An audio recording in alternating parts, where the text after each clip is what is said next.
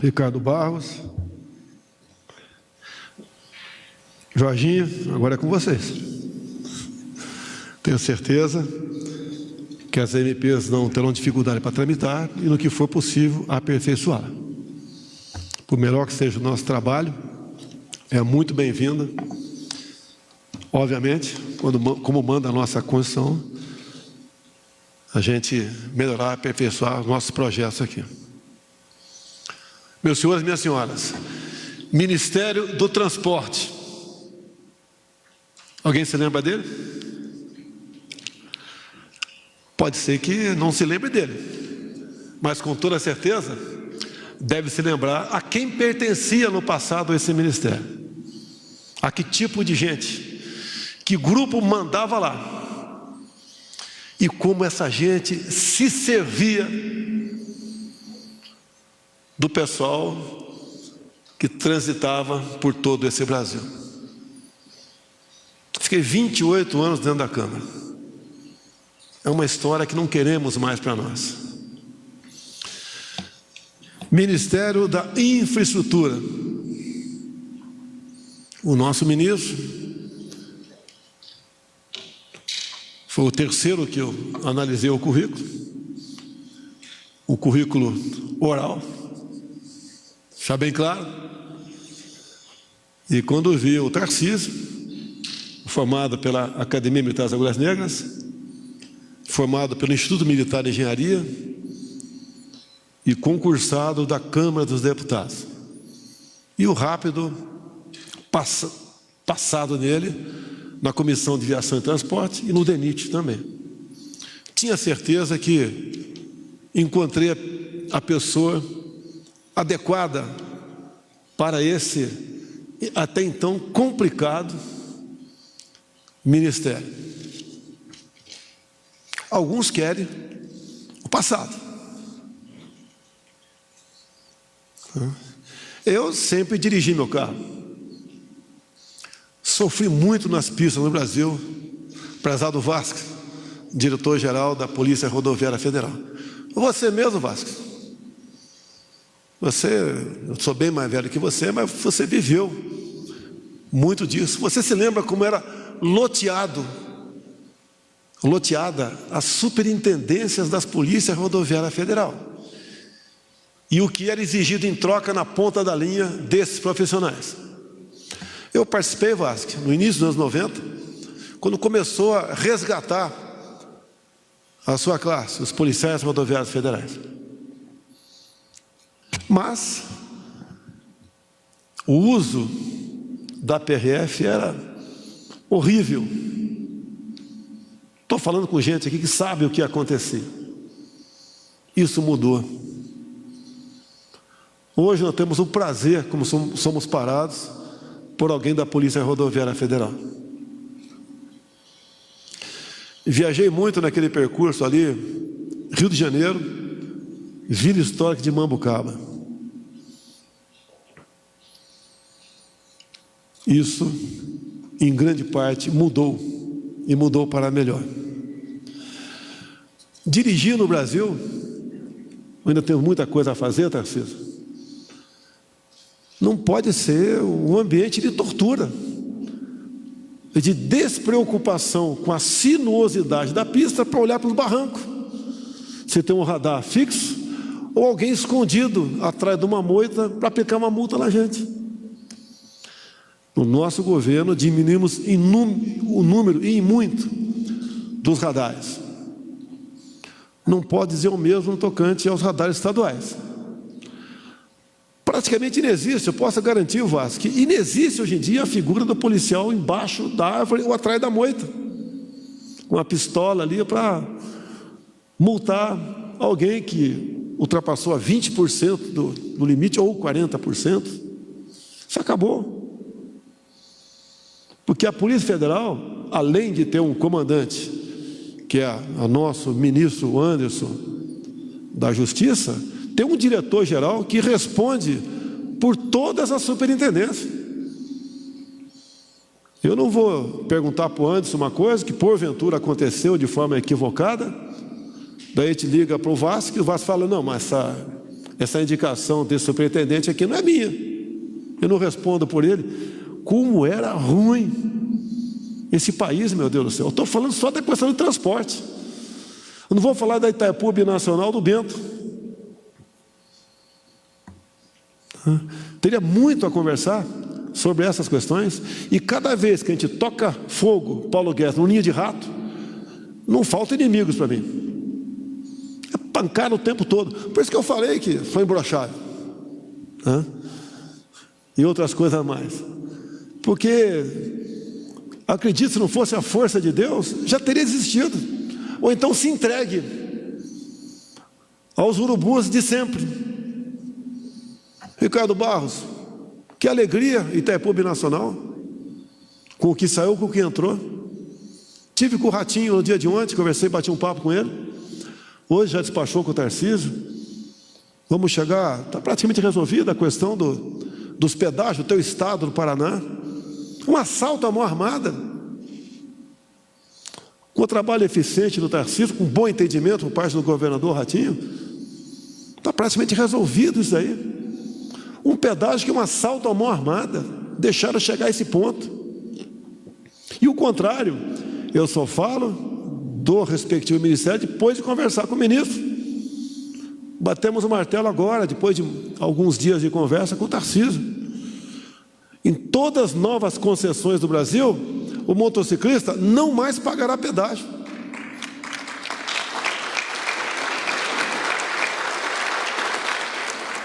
Não é em causa própria, que eu sempre fui um amante da velocidade e do asfalto pelo Brasil. Não tenho mais a idade para fazer um trecho sequer Rio Resende. Mas a Dutra já vai entrar nessa nova modelagem. 0 pedágio. As rodovias que estão novamente sendo acertadas com o governador Ratinho, também nesse sentido. E o que nós pudermos fazer para desburocratizar, desregulamentar, tirar o Estado do cangote do profissional, nós faremos. Muita coisa foi feita. Porque tem cabimento, professor Milton, nosso ministro da Educação, você tem um caminhão vazio, com eixo levantado, pagar pedágio? Era cobrado. Como eram feitos esses acordos no passado, meu Deus do céu? É na base da máfia. O que eu posso arrancar mais do profissional? Não serviam ao caminhoneiro, ao usuário, se serviam disso. Por isso a gana por indicação de cargos ainda existe? Existe. Mas diminuiu em muito em relação ao que tínhamos no passado. Medidas outras tomadas que interessam a todas, a pontuação, porque era 20 pontos para perder a carteira. Conseguimos, com o apoio do Congresso, passar para 40. Alguns criticavam, mas uma simples viagem na Rio Santos, que ainda tem algum, eu acho que não sei se tem pardais ainda lá, de tudo escondido, e muitos locais, a grande maioria, 40 por hora, tem um ponto de 30 por hora. Se passasse a 40% acima da velocidade, a 56 km por hora, chegava em Santos sem carteira. Transformava o caminhoneiro, o profissional, o motorista num fugitivo, que muitos não tinham condição de pagar aquela multa pesada. E nosso governo, determinei, não tem aumento de multa para nada, senador Jorginho, para nada. Chega de oprimir, de escravizar, de assaltar, de extorquir os brasileiros. A questão da carteira de habilitação, aumentamos a validade, foi alterada a proposta inicial. Chegou-se ao meio termo. Não fiquei satisfeito, mas ajudou. Era de 5 em 5 anos, passamos para 10 até 50. Eu estou com 66, não estou velho. Mesmo usando aditivo de vez em quando. Passou para 50 anos de idade.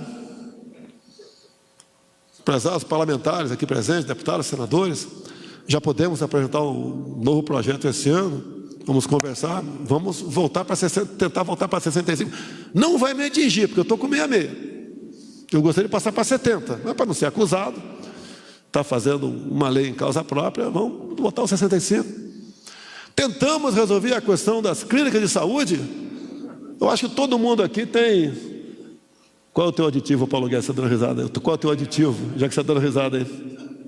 Qual é o teu aditivo? Não é Coca-Cola, não? A questão, quem aqui não tem um amigo médico, um irmão, um parente? Por que que o exame de saúde, para renovar a carteira ou para tirar a carteira, não pode ser dele? Por que tem que ter uma clínica? Não conseguimos aprovar isso, mas vamos voltar à carga. Sabemos dos lobbies existentes, mas a gente... Cada um para facilitar a vida do outro profissional, o Brasil vai ser melhor para todos nós vamos ganhar. Quando, por exemplo, a gente tive agora com o Tarcísio, quase na divisa de Rondônia com o Acre, a ponte do Abunã, Rio Paraná, a projeção é que o frete para o Acre diminuirá em 6%. Ali levantamos rapidamente, a grosso modo, 2.000 veículos por dia eram passar de um lado para outro, na ponte lá do Paraná. Um ônibus, R$50, carro de passeio 20, um bitrem 150. Isso dava aproximadamente R$100 mil por dia para a balsa. Pegamos uma ponte em andamento, não é obra nossa. Eu não vou bater no peito, é obra nossa. Se bem que não tem obra nossa, é obra com dinheiro público. Tarcísio, em 2 anos, resolveu o problema. Além do tempo para transportar, para passar de um lado para o outro. Depois da manhã, estaremos também inaugurando uma outra ponte do Alto Parnaíba, na divisa Maranhão-Piauí. A mesma coisa, diminuiu o valor do frete. Acidente, imagine uma senhora para dar à luz, ter que esperar ali... Lógico, teria preferência, né? Mas para atravessar o rio, levar 30 minutos. Outro caso qualquer, ficar 2 horas na fila para atravessar uma ponte. Determinamos aqui, vamos concluir o que foi feito, o que começou a ser feito. Como a BR-163, do tempo do presidente Geisel, até o ano retrasado, aproximadamente 50 quilômetros, que levavam 10 dias para um caminhão passar por lá. Vamos resolvendo. Temos problemas enormes no Brasil, precisamos do parlamento, precisamos do entendimento do Poder Judiciário. Uma rodovia por Mato Grosso, para você seguir destino, você tem que passar por aproximadamente 50 quilômetros por dentro de uma aldeia indígena e não pode ser asfaltado por decisão judicial. O Poder Judiciário é importante para nós. Alguns xiitas atrapalham o desenvolvimento do Brasil. Temos que desbordar aproximadamente, para vencer 50 quilômetros, 90 quilômetros. Se ir de volta, 180. Divide por 3 quilômetros por litro de diesel, são 60 litros de diesel. Mais desgaste de material, de pneu, poluição, etc. Por isso que meu governo se preocupou com a questão da demarcação de terra indígena. Não demarcamos nenhuma. Se alguém acha que é pouco, é que podemos admitir. Uma área maior que a região sudeste, Minas, São Paulo, Espírito Santo e Rio de Janeiro, reservada para índios. E quem esteve nesse movimento aqui do último sábado, se teve a curiosidade, eu vi por imagem, porque não podia descer, um grupo grande de índios na manifestação, agradecendo ao governo federal e torcendo Ricardo e Jorginho, para aquele projeto lá que nasceu lá com o ministro Bento, seja levado avante, para que o índio possa fazer na sua terra a mesma coisa que o fazendeiro faz na tua vizinha. Começou lá atrás com os parecis plantando no Brasil, dá orgulho de vê-los. Depois tivemos os baiquiris, agora os caiapós fazendo a mesma coisa, que temos também, vinculado ao ministro Anderson, a FUNAI, cujo colega da Polícia Federal, presidente da mesma, faz um trabalho excepcional, incansável, e uma luta hercúlea quanto o Ministério Público, que ainda enxerga o índio como apenas um ser vivente e não um ser humano. Um dos vídeos, o índio fala: eu quero ouro, eu quero diamante, eu quero riqueza. Ele está errado? Quem não quer isso aqui? Agora, como a gente consegue fazer tudo isso? O caminho é mais difícil, mas é o gratificante. É escolhendo e dando liberdade para que os ministros trabalhem, formem a sua equipe. E o Ministério da Infraestrutura é um exemplo claríssimo de positividade que a gente pode fazer. Cada um de vocês aqui é responsável pelo futuro do Brasil. Ainda temos a cultura de apontar as causas do seu fracasso para alguém. A culpa é de não sei quem, nunca é dele. A culpa é de cada um de nós. Temos um bem enorme no Brasil, chama-se liberdade. Entendam, está sendo ameaçado. Entendam o que aconteceu na Venezuela. Entendam o que está acontecendo na Argentina. E eu sempre tenho falado que a nossa liberdade é mais importante que a nossa vida. Porque um homem, uma mulher preso não tem vida. Não é uma briga política para o ano que vem. Não temos um possível melhor candidato para o Brasil, que pode estar na cabeça de cada um de vocês. Nós temos a necessidade de ter alguém na presidência em 23 que possa atender os anseios de liberdade de cada um de nós.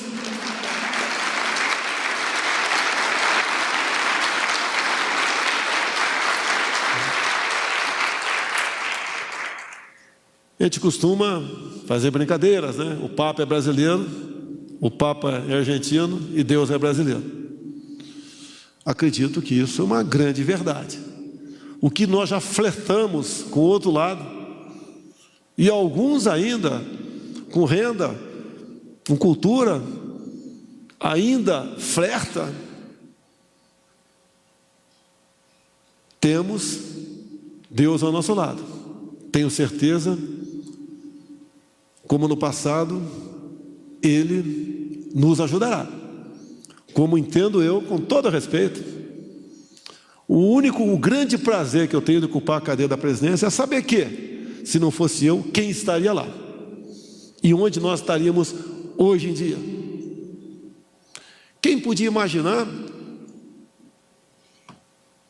Ministro Ramos, Capitão Tarcísio, Capitão Wagner, Almirante Bento, Tenente R2 Milton.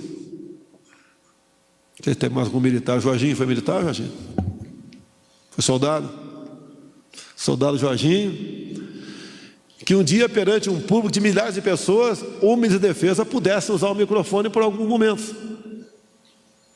Ele é um ser humano igualzinho, cada um de nós. Tem uma responsabilidade enorme. Um ministério que está presente nos 4 cantos do Brasil. Em qualquer país do mundo, quem disse se aquele povo vai ter liberdade ou não, só é quem tem força, ou não é?